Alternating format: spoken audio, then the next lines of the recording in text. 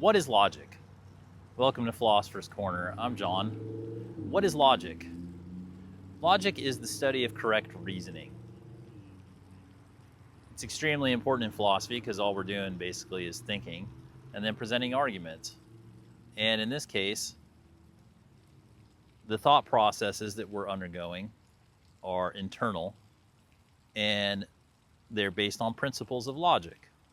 Logic are formal systems of thought that lead us from premises or propositions to conclusions. And in logic, we're studying these processes to find out the accuracy of truth that the process can deliver or what the features of that process can be.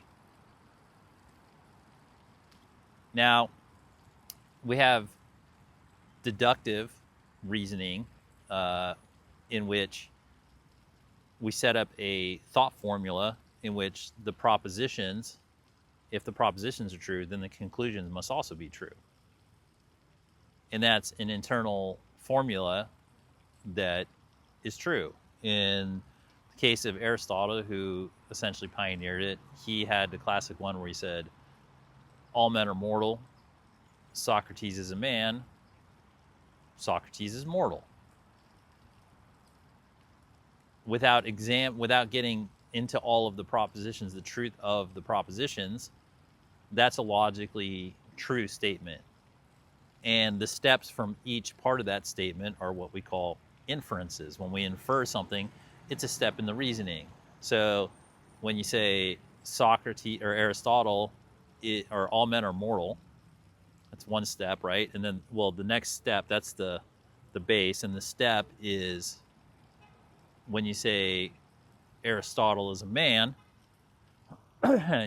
you're inferring, right? Like that he's a man. He's the logical inference of that is that he is a subset of all men being mortal. And then when you get to the conclusion that he's mortal, now you've reasoned. That's a step from, you said that all men are mortal, and then you've listed a man.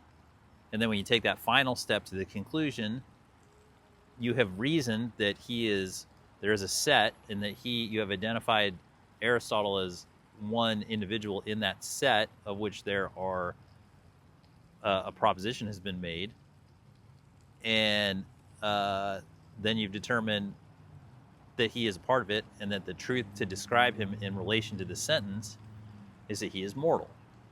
And so that's a logically sound argument. Now, when it's internal to your mind and you're thinking it and it's a thought pattern, those are your principles. That's your thought process. And when you articulate it, when you vocalize it or externalize it in some manner, then it becomes an argument. So the thought patterns become the arguments when they're presented. And so the way to have self-analysis on it and to be able to examine the truthfulness of other people's arguments is by examining the logic. So that's deductive reasoning, in which if the propositions are true, the conclusions must also be true. Now, there are many other forms of logic, and we call those ampliative. And in ampliative, they are not self-contained truths in the sentence or in the formulaic structure. They have the ability to account for new information to come into the conclusion. So we have inductive reasoning, which is when we do like statistical analysis. We take a small statistical sample and we say, oh, this, we saw that there were 100 ravens and they were all black. So because of that, because we did this sample study of 100 ravens and they were all black, now we're going to say all ravens are black. Okay. Well, it turns out not to be true because all he needs one albino raven and whatever. But that's inductive reasoning. And then the other type we have is abductive reasoning. And abductive reasoning is when a doctor comes in and says, you're my patient. The propositions are, you're my patient. You have these symptoms. And now I'm going to give you my best guess diagnosis, prognosis for you. But there's also a chance that new information could come to light. It could change, all these different things. So it's not, so it's logically true what he's saying, but it's not definitive. It's not a closed system of thought. Now, in the modern world, it's important because logic is the underpinning for most of our externalized world, mainly computer programming. And when it comes to, they have what they call first order logic, or what they can also call predicate calculus, where they come up with logically correct formulas for thinking, where the propositions and support the conclusions. But what they further go into is they start to put the variables in there. So in a regular sentence, then they will put, instead of saying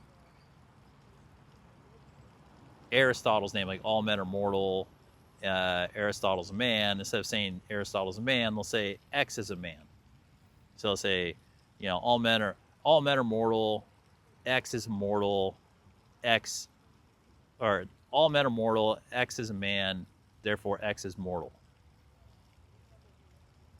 And when you combine those two, when you start to take it strictly out of language syntax and you start to put in variables, then you can obviously see how that makes it so that it can start to be used for computer applications or machine thinking, or just essentially like mathematical analysis.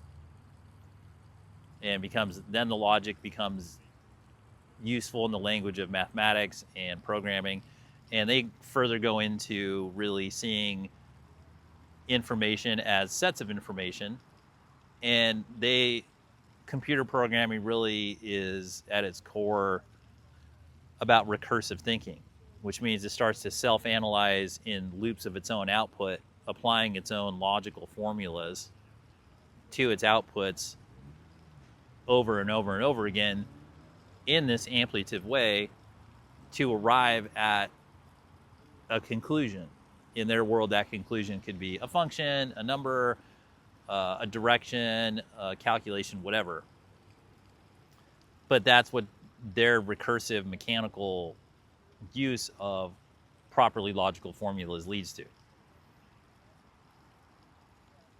And they concern themselves with first order logic and predicate calculus and all these other things. So going back to logic itself, it is the attempt by us to formalize, materialize, and externalize, in some cases, how we process information to arrive at truthful conclusions. That's really the essence of it. And when you look at it from that perspective, it's the key to human thought. And if it's the key to human thought, then it's really the key to why the species is at where it's at in its evolutionary process in relation to the other species. Is this ability to do a repeatable thought process that is logically sound. And through the study of correct reasoning, when we, as the philosopher in this case, look into ourselves, now we understand what the actual self-check system is that we're looking into ourselves is. It's the construction of the way we process the information, which is, the proposition, the beginning of the context of the thing that we want to analyze, and then the steps of reasoning, the inferences, which have different ways to do it, and then getting to the conclusion, and then being able to understand if that conclusion is true or not. And as we go through all of this, it's good to recognize that the language that we're using, we can drill down into any of these things as far as we can, because language is representative of the reality. So really what we're trying to get to is are these parts of language that we're using, because language is an invented thing that we have, and it's representational of the reality that we're trying to express. If we drill deep enough into these propositions and conclusions, are they giving us and are they presenting us the accurate representation of the reality that we're attempting to represent? And that's where the philosopher, you, comes in, is that it's up to the philosopher to divine the essence of the truth of each of these things, of the propositions, of the conclusions, of what the representational language is. That's where the human factor comes in. It's up to us to give the insight into it. Because the language, no matter how much we penetrate into the language is still representative. And this is where the rubber meets the road.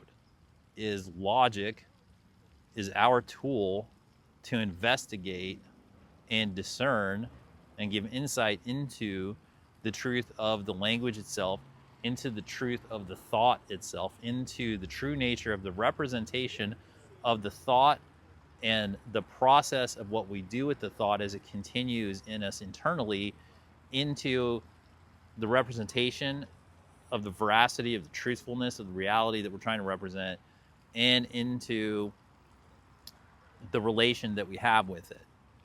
And that is a recursive process. That is a loop. That is a thing that that it keeps occurring, and it keeps giving us feedback, and that we need to keep examining.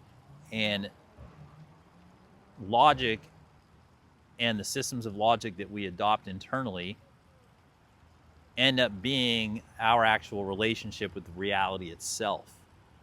Because if it's true, if we have truthful logic and it's accurate, and we're accepting it as such, and we're doing self-checks, and we know that the feedback loop that we have with the reality is accurate through sound reasoning, which we call logic, and it's verifiable to other people, which is really what philosophy is. When you start to philosophize yourself and you start to espouse your own philosophy, you're really just putting it out there for other people for analysis. And when it comes back that, yes, you have achieved some level of truthful internal process that is the keystone of which is logic,